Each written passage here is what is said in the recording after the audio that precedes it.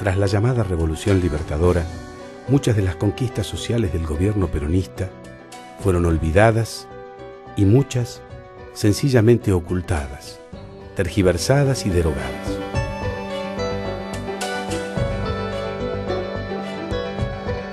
Después de bombardear al pueblo desarmado, el general Aramburu y el almirante Rojas se encargaron por decreto de expropiar y concentrar toda la documentación del gobierno peronista. Libros, folletos, discursos o decretos que mencionaran la maldita palabra Perón fueron ocultados y secuestrados, así como lo hicieron con el cadáver de Evita durante 16 años. Creyeron que el pueblo lo iba a olvidar y a juzgar como tirano. No solo el pueblo no lo olvidó, sino que fue a ellos a quienes juzgó, volviendo a elegir a su líder como presidente de todos los argentinos. Pero otras dictaduras asolaron al país.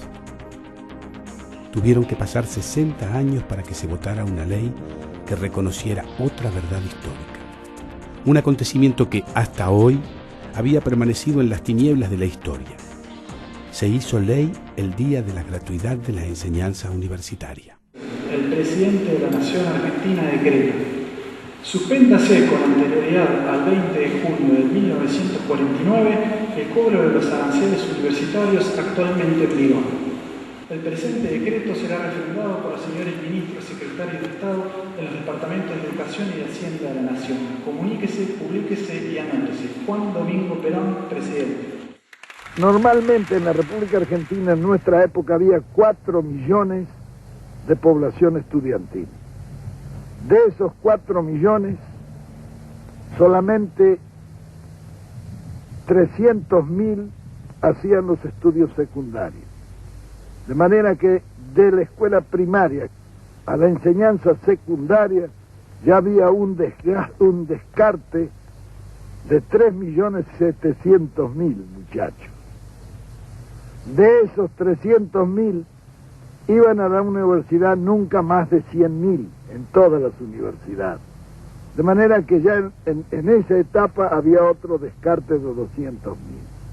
¿Qué pasaba con estos 3 millones largos que al terminar la escuela primaria no podían ir al secundario porque no tenían medios, porque como la enseñanza era cara, ninguno de ellos podía seguir los estudios superiores? Y estos iban a los potreros, que eran las escuelas de delincuencia más conocidas. Y nosotros no tuvimos delincuencia infantil. ¿Por qué? Porque en Buenos Aires más de 50.000 muchachos tenían sus clubes. Esos clubes los hacía el Estado y se lo entregaba a los vecinos que lo administraban y lo llevaban adelante. Por otra parte, las escuelas profesionales, donde el chico iba, recibía un salario y a la vez estudiaba. Después de recibirse de operario, iban a la fábrica, estaban 3 años. De ahí podían pasar a las escuelas de aplicación, que eran escuelas para formar sobrestantes, jefes de talleres, etc. Después de estar allí, iban nuevamente a la industria, y estaban 2 o 3 años, y entonces tenían derecho a ingresar a la universidad obrera, de donde salían ingenieros de fábrica en cada una de las grandes especialidades de la industria. Eso fue para la masa. Es decir, en esto se contempló un panorama de conjunto y se hizo la conquista más grande, fue que allí la universidad se llenó de hijos de obreros, donde antes estaba solamente admitido el oligarca, porque la forma de llevar al oligarca es poner altos aranceles, entonces solamente puede ir el que lo paga. Nosotros suprimimos todos los aranceles. Para la universidad no había ni derechos de exámenes ni nada, era gratis, totalmente gratis, el Estado pagaba eso. De manera que tanto el pobre como el rico podía ir. Era un crimen que estuviéramos seleccionando materia gris en círculos de 100.000 personas cuando lo podíamos seleccionar en 4 millones, que hubieran salido más abundantes. Ese cambio se produjo un 22 de noviembre de 1949, fecha en que Juan Domingo Perón suprimió todos los aranceles universitarios y permitió que todo el pueblo pudiera acceder a la educación superior.